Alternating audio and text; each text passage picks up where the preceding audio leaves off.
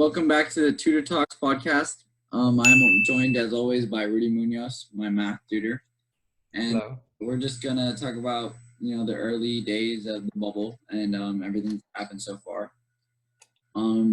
We have recorded one episode of the podcast since the last one's posted on our YouTube channel, but I'm kind of saving it for now. We did a fantasy draft sort of thing, but I'm saving it just for a day that I want to post something. But we decided today to just talk about the bubble and stuff, what it's like to have sports again, just to open that up. The NBA is really good. It's the best league in the world, right? Like, just the amount of money they've invested in this bubble, like no other league could get this accomplished, and the NBA did it. The MLB is a mess right now. The NBA did it with two leagues because the WNBA is there too. The WNBA it's a separate bubble. They're in IMG. They're on the IMG. Yeah. Still though. Yeah. So the NBA is way better than any other league in the world. The MLB has had numerous positive tests, outbreaks on two separate teams, Cardinals and Marlins, and the Phillies are quarantined too because they played the Marlins. So it's just a mess right now. The NBA has had no positive tests within the bubble. That's for like 2 weeks, I think, right? Or it's been a month probably since the last ones. But it's been a while. And there was no positive test within the bubble. I think someone tested positive like right before they left. I can't remember. Yeah, but as they were entering, I believe. Yeah, and so they were quarantined in their room and they passed it, and there's been no positive tests since. How do you feel about basketball, like the actual product that's being put on the court? I mean, I think ever since the preseason games or the warm-up games, I've been surprised at how good it really is, and I think it's actually kind of better without the fans. You don't have that like momentum swing with the crowd, which is good, but it's so back and forth. I do miss the momentum swings a little bit sometimes, just because it makes it feel more real in a sense. But other than basketball, another thing that's better about basketball, it just looks better than baseball does right now. Because baseball, every football, everything, you see the crowd, you see the empty seats. And that's true, actually. I get that. I don't know. I just think basketball, it's easy for you to pull into it and get into it, even without the crowd. Like, just watching it is so much fun. I'm trying to get into the lineup, or the list to become a virtual fan so I can like sit there on my computer and come out on the TV someday. But overall. Yeah, I had a friend that was offered the opportunity to do it and he turned it down, and I was like, what? Like, I was kind of mad at him. All right, so I want to talk about right now, first of all, just the Lakers-Clippers game, the season opener. I know the season opener was Utah-Portland or Utah-New Orleans. We'll talk about that later. How do you feel about that Lakers-Clippers game? I mean, that you felt that whole day, you just felt the NBA was back, but damn, Lakers-Clippers was a great game to like end that night on. It was I forget who it was on the commentary. They were like, this has been a game from beginning to end. Like, they didn't pick it up at the fourth quarter once the game was on the line. They picked it up from the very beginning at 0-0 and kept it going the whole day. And it was everybody. I mean, you did see some of the guys struggle because it was like their first game, and some of the guys hadn't been playing. But at the end, it was the best of the best, and it came out great. The one thing as a Lakers fan I'm worried about is Paul George. Just because Paul George always falls around, he sucks around the playoff time, and it's usually because of his shoulder or some sort of nagging injury. Okay. But he looks healthy. He looks like Pacers playoff Paul George. It was scary. It was.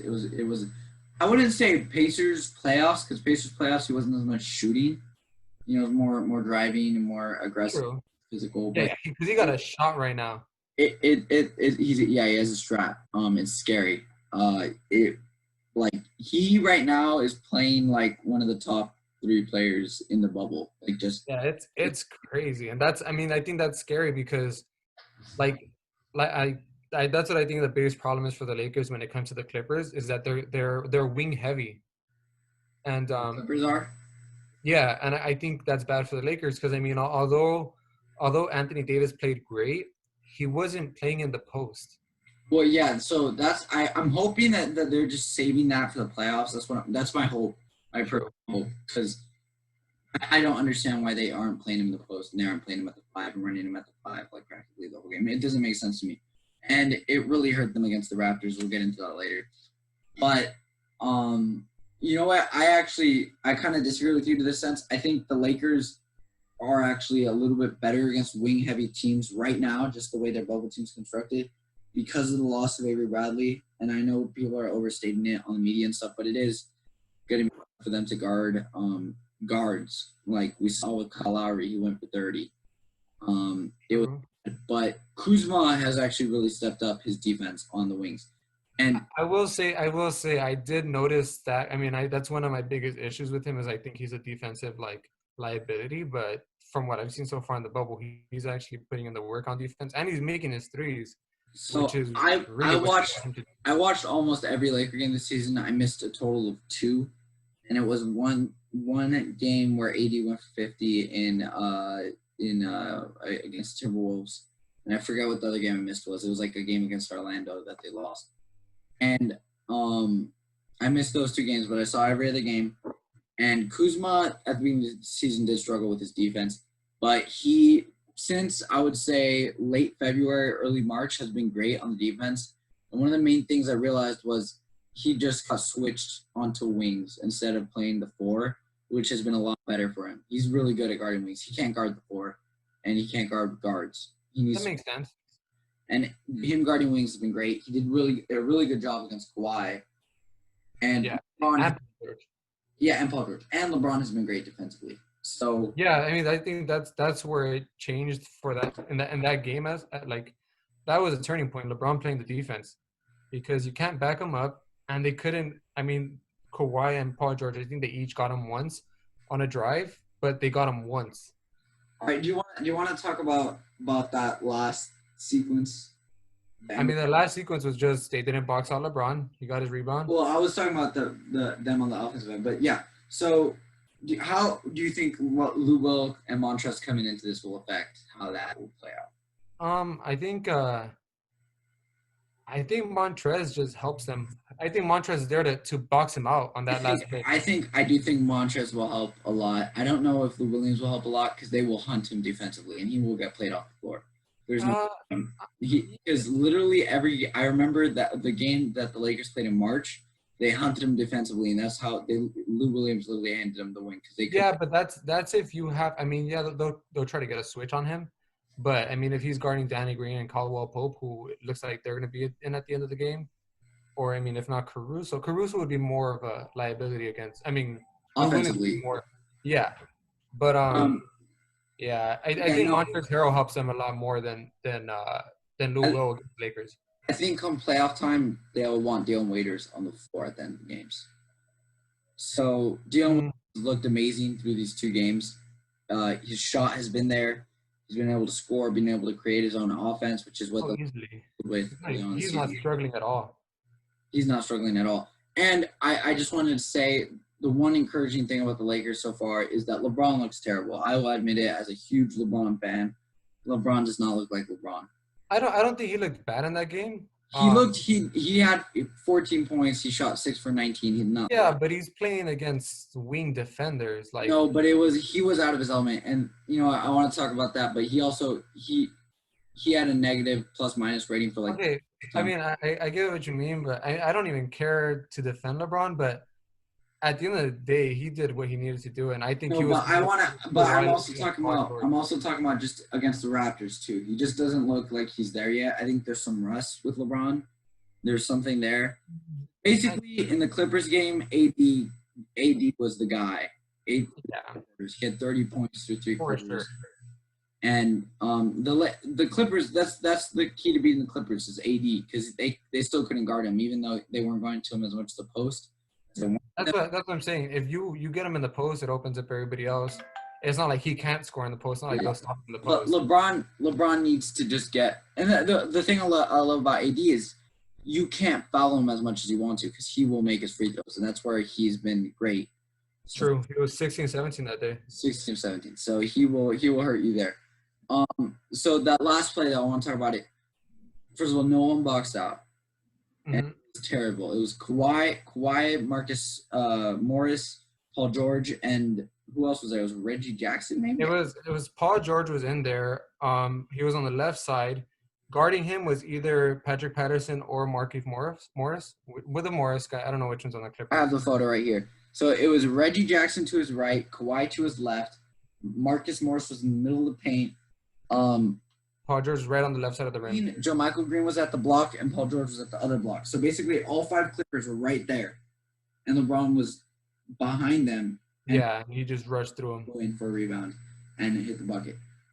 The most impressive thing, though, was that play at the end of the game where he just basically – it's the first time I have ever seen Kawhi Leonard flustered, ever. And he choked. He messed up that play. That should not have gone the way it did. No, I don't think he choked. I think it was more of – He picked up his dribble and did he was scared, and he threw it to Paul George and forced Paul George to make the play.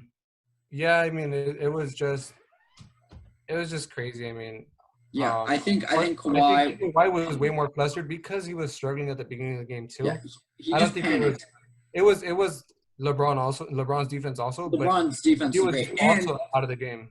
And I also want to mention that when LeBron switched on to Paul George, Kyle Kuzma did a good job of blocking up Kawhi afterwards. Kuzma was blocking out like crazy. So I don't have much to say about this game besides just I don't think there's that much significance to it. Just like I don't think there's that much significance to the opening day game, just because it's like the first game of the season. You can't really take too much away from it because both teams aren't really in their final form. You know what I mean?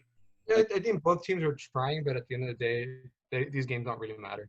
That's the same thing I said for opening day. When the first game, I didn't think it had much significance either because it was just, neither team really knew each other's teammates. They were rusty. It was everything. So that first season I don't count. The only 2 games that matter, in my opinion, from the Lakers Clippers was Christmas Day and that March game, right before the season ended. Those are the 2 matchups that will tell you what's going to happen in this series. And the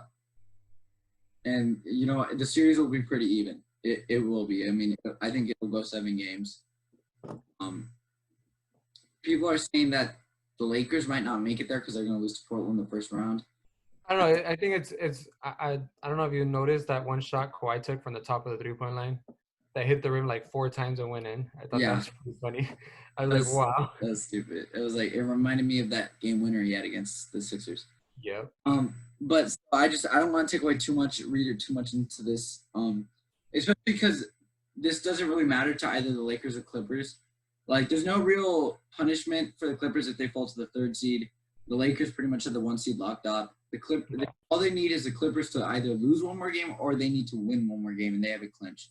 So they're not trying too hard. I mean, they're trying. They are trying, but they're not it's not as important as. It's not necessary. Yeah, I think it's more necessary for the Clippers to win their games right now just to maintain. And I don't think it's that. I mean, I don't think they're as nervous either. The teams that I think this really matters for, and I'm going to move into a new subject now, is the teams chasing for the 8th seed.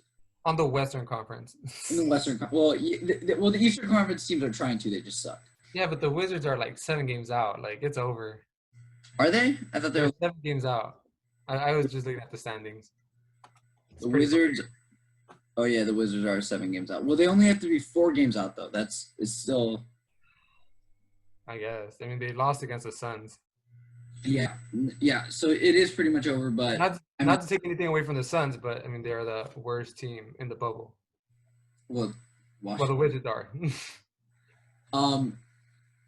So do you want to talk about that? The Pelicans. Let's talk about the Pelicans. I think we should just get the Pelicans and the Grizzlies out of the way. I think they're struggling way too much, and I mean I just think the Grizzlies, people aren't taking them lightly because they are the 8th seed.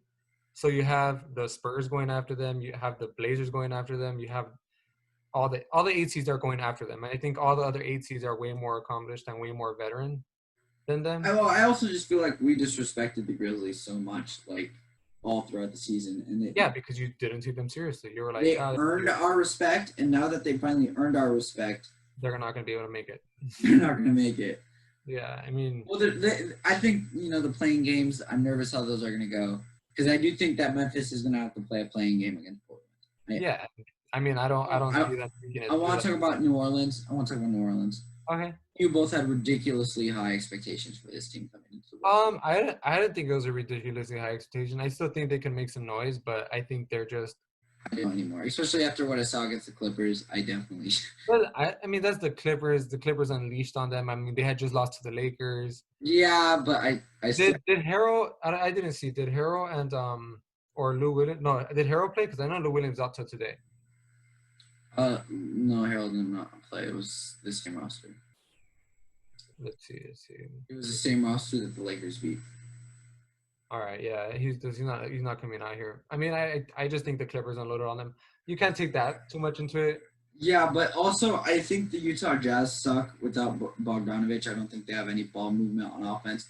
And the fact that the Jazz came back and beat the Pelicans really did not bode well with me. I knew as soon as I saw that, I was like, I was scared. I especially with Zion and this minutes restriction, he looks out of shape. Against the Clippers, like once he was playing like 16 minutes, he was like gassed. You could see it. No, I think Brandon Ingram, Drew Holiday look the best on that team right now. Yeah, Brandon Ingram, Drew Holiday do look the best. JJ Redick looks really good too. Yeah, he does. Which is why I understand he's probably really frustrated right now. Yeah. Zion and Lonzo do not look great. I think also the Kings are kind of out of the running. I don't want to say that yet because they have one game. Yeah. They're still only one game back-ish of. They're still one game back, Portland, so I'm not going to say that yet. All they have to do is catch up to Portland and stay within 4 games. They are within 4 games. Well, everybody's within 4 games right now in the West. Yeah, but so the thing is, I think the one that's closest gets to play in the playing game, so they actually need to pass Portland. That's what I didn't get. Is there only, like, there's absolutely only one playing game, or is there? I think so. I think there's only one playing game. Okay. Oh, that's why they're only one game behind Portland. So that's where it's going to be kind of I'm not going to say Sacramento's out of the running. I do think Portland will get the 8th seed, though. I think if they get in that playing game, they do have to double dip Memphis. Maybe it doesn't happen. Maybe Memphis gets hot and just and as a Lakers fan, personally, I would much rather see Memphis than I would want to see Portland. And I mean, you're just for the easier matchup. I mean, like I said, I was telling you earlier, I think Portland looks great with Nurkic back. They do. They do. They're truly complete, and I think it deepens them up because now they have, one more big, and you need that the Lakers. Against Boston today, he went off. Yeah. I mean, he looked great. Not just that, Carmelo looks good too as their third. Carmelo does look good. Like he's trying. I mean, that whole team is just putting in the work. The end of that game was horrific, though. First of all, Portland tried to go for 2 instead of. I saw that. It was a stupid decision by Terry Scott, and then they got the Gordon Hayward made his 2 free throws. It was 3, and then he tried to throw in this inbound pass. He just hurled it straight out of bounds. It was bad. Yeah. It just wasn't good. I mean, that was a scramble play. They're still in there. I don't know. I mean, I think they're the best fitted for the 8th seed. I mean, they shouldn't even be an 8th seed. They should honestly. I think they should be like a. I mean, well, the whole West. With the way the West is right now, I mean, they might be the 8th best team. I don't know if I'm willing to. I don't think so. I think they're better than OKC. I'm not going to disrespect OKC that way. No, I think OKC's played better the entire season, but as a team, like a whole team, I think Portland's better. Maybe you're right. I mean, that team did make it to the Western Conference Finals last year, so true, yeah. And they did it with less. Oh well, not really. You swap out Nurkic for Cantor, I guess. But now you add Melo and get rid of Rodney Hood, Kent Bazemore. Yeah, and Rodney Hood. It sucks that he got injured. Yeah. If Rodney Hood was there, I would really have like so much faith in them. I think they should be the 8th seed. I'm rooting for Memphis or New Orleans or San Antonio. I'm rooting for someone else because I don't. Even though I think the Lakers can handle Portland, I think that they could push it to 6 or 7. Yeah, I mean, surprisingly, the Spurs, those first 2 games they played, they looked really good for not having LaMarcus Aldridge. Shit, yeah, they don't have LaMarcus Aldridge. It's really, I'm telling you, it's all DeMar DeRozan. What's his name? DeMar Murray. Yeah, DeJounte Murray. DeJounte, sorry. DeMar DeJounte Murray, and who's the other one? You have another Uh, one. Derek White. Derek White, yeah. It's them three. Derek White, did you see he took 5 charges the other day? Yeah. Yeah, I think they're loaded, but they're like low key loaded. Yeah, they are. So I'm really disappointed in New Orleans. Lonzo does not look good. Brandon Ingram kind of flailed out. Lonzo lost the shot he had. Lonzo, his shot's still kind of there, but he can't finish. Nah, yeah. Oh yeah, that's it. Like he just, I don't know what it is. Being a Lonzo fan, I've read this on Twitter, and it's just totally relatable. Being a Lonzo Ball fan is like a roller coaster, because one minute he looks like the next superstar talent, and the next minute it's like this guy sucks and he's gonna get cut. It's really. I can see it. I mean, he's always gonna be in the league because of his defense and his just raw playmaking ability. That's the one thing I did see in that first game against Utah. Their defense is really good. Yeah, and I also do want to talk about just like the league's defense in general. The Lakers' defense is amazing. Yeah, but that's what they were saying. I mean, the Clippers is amazing also in that game. Yeah, but the Lakers. The only person they couldn't stop was Davis, but I mean, obviously he went off. Yeah, and against Toronto, even the Lakers' defense was pretty smothering the whole game until the end. Kyle Lowry was getting some bullshit calls. He always gets those though. He's such a small guy. It's annoying. It's like playing against, I don't know, Dwayne Wade. I don't know. They had that one sequence where they passed it like 10 times to get like a layup or something, and it was crazy quick passes. It was pretty impressive. But Toronto has LA's number. Yeah. They haven't won. It's been like 11 straight losses to. Kobe dropped those 31 points and hit those like 3 straight back-to-back 3-pointers. Yeah. From like the left wing. It's been a long time since the Lakers beat Toronto. Yeah, I still remember. I mean, if the Toronto somehow made the finals, the Lakers would still struggle, but I don't think the Lakers would have any problem with them. I think, first of all, LeBron just doesn't look like LeBron. He really doesn't. We've talked about this already, but I really want to stress this enough. LeBron does not look like LeBron. Yeah. All right. Are there any other teams you want to talk about within the bubble? Let's see real quick. I mean, I think we covered the main teams I really liked. On the East, there's not much in the East. I mean, the Pacers look good. I think Oladipo is not there yet. Oladipo's playing. Oladipo is there. Yeah. I mean, T.J. Warren went off. The Sixers. He lit them up for 53 points, and it was spectacular. It was amazing. And the Suns traded that guy for cash considerations. That is embarrassing. I don't know. I think we don't have too many teams that are threats, really. So the teams that I think are really championship threats are Milwaukee, Los Angeles, and Los Angeles. I mean, I think the Raptors are like right there. Just the Raptors and Boston. I don't want to be disrespectful to either of those teams. I don't know. I don't want to be disrespectful to the Raptors because I just don't think Boston has any bigs that you can really count on. Like Daniel Tice, man. Defensively, he's a beast. Yeah, but I mean, you need some offensive power down there. And his Cantor. The problem with there's also defense. And his Cantor can't play defense. That's the problem. Oh, Nurkic was a defensive player. What? Who was the defensive one when they were on the Blazers? Because I remember they used one for defense and one for offense between Cantor and Nurkic. Cantor was the offense. Okay. Cantor offensively can take guys in the post, and if Cantor played in like the 90s, he would be a top like 10 player. I don't know. I think the Nuggets are gonna struggle without. No, the Jazz don't have Bogdanovich. The Jazz, Jordan Clarkson looks great on the Jazz. He does. He does, but he's going to be a really important part of their playoff push. He's honestly their second best scorer right now. I think in order for the Rockets to be a threat, both Westbrook and Harden need to go off for the rest. Do you want to talk about? Did you watch the battle for Texas? The Rockets versus the Mavs. Yeah, right.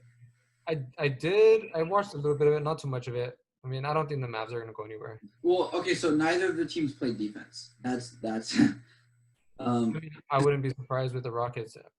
but the Mavericks should have played like defense because they have defensive tools. But they like Kristaps Porzingis was a defensive monster in New York, and hasn't been that in Dallas. But he played amazing offensively. The teams combined for like 300 points, but it was no defense. They get to the rim at will. James Harden and Russell Westbrook both went off. That would be an exciting playoff series because it would just every game would be high scoring, and I would certainly watch it. But I don't think either of those teams are really threats to the Lakers or the Clippers. I think Houston needs to stay in that 6th, 5th spot in order for them to advance, because I see them playing Utah or Denver and passing them. Well, if I were Houston, I would want to move up. Yeah, I would want to stay at the 6th spot because I think they could take Denver. Yeah. Well, actually, I would want to move up to the 5th spot because if you play Utah, you can beat Utah. Utah sucks. Well, I think either way, that 5th and 6th spot, the OKC and Houston, I think they both move on against Denver or Utah. Like, I don't think the matchup matter to me. Well, I don't want to. Denver is good. I think that Denver would be OKC. I think Houston kind of poses a matchup problem for Denver, but I think Denver would be OKC just because OKC relies so much on those 3 guards. And I think you could just outmuscle OKC with Denver's size. I don't know. I don't think so. I mean, OKC has size also. Steven Adams, and that's it. Danilo Gallinari's been playing really well. Nerlens Noel. Yeah, but if you look at their offensive numbers and their net rating and everything, and I know you're not really a big into the stats guy, the team is off a cliff when all 3 of those guards aren't on the floor. It needs to be all 3. Andre Robertson's also playing. Yeah, he is. It's his first time in the league in like 3 years. It's crazy. Yeah, that's been pretty good. Yeah. But that team falls off a cliff when Shai, Chris Paul, and Dennis Schroeder aren't all on the floor. It can't be 2 of them. It can't be 1 of them. It has to be all 3. Makes sense. So I just think if you have to have those 3 with Danilo and Steven Adams on the floor, you're gonna outmuscle them. Like, well, I mean, no, never mind. I was gonna say that Denver's the same because they played without the 3 guards, but they played without them. Yeah, they did, and they looked okay. They looked decent. Yeah. They So got I out mean, of it. they did lose, but it's because Duncan Robinson. The Heat are a slept-on team too. And you know what? If someone were to upset Milwaukee, I would think it would be the Heat. I don't know. I mean, I get it, but I don't see that from. They're the right team. And you know what? I guess Toronto could do it too. Toronto does have the 3-point shooting and the defense. But, like, it feels like the Heat are constructed to be Milwaukee. We talked about this last time or 2 times ago. I don't know. I haven't seen Bam show up like that again. Like he was before the Hall. No, he can still do it. No, I'm not saying he can. I'm just saying I haven't seen it. I haven't seen him play at that level. All right. How do you feel about like the broadcasts? Like, do you feel like the announcers are just kind of winging it? I mean, I think with the NBA, the best part is NBA on TNT because you get to listen to Shaq, Charles Kenny, and Yeah. But what I mean is like the play-by-play announcers. Like in baseball, when I'm watching baseball games, and I listen, Bill Simmons, the guy from The Ringer. He's a lot, and he mentions that like the baseball announcers kind of try and fill the dead noise, and it's just really annoying. And I don't think basketball is having to like fill any void because they're doing it. And that's why I think the basketball guys are way better. Yeah, well, it's not just that, but I mean, well, yeah, no, they are. Regardless, I mean, it is that, but basketball is just normal, to be quite honest. I just wish they would cut out the crowd noise and we'd be able to hear everybody talking to each other. Well, I kind of like the crowd noise because it makes me like feel like it's real. Yeah, but it would be more real if you hear them talking like back and forth to each other, the players, and it sounds like you're at the park watching a Yeah, but I don't think they could do that just because of. They should put it on like HBO, I guess. That's where they allow people cursing and everything. They can put it on HBO. Or Showtime even. I mean, it's just I want to hear that park talk, It would be great.